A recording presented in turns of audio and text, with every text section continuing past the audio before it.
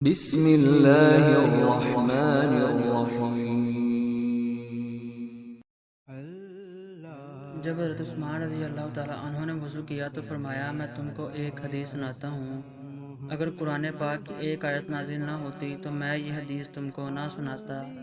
میں نے رسول اللہ صلی اللہ علیہ وآلہ وسلم سے سنا ہے کہ آپ فرماتے تھے کہ جب بھی کوئی شخص اچھی طرح وضو کرتا ہے اور خلوص کے ساتھ نماز پڑھتا ہے تو اس کے ایک نماز سے دوسری نماز کے پڑھنے تک کے گناہ معاف کر دیے جاتے ہیں۔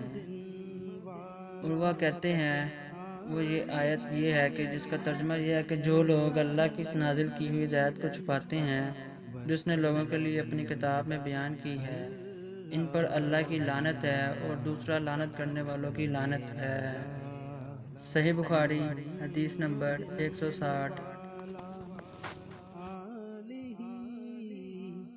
وصحبہ وسلم۔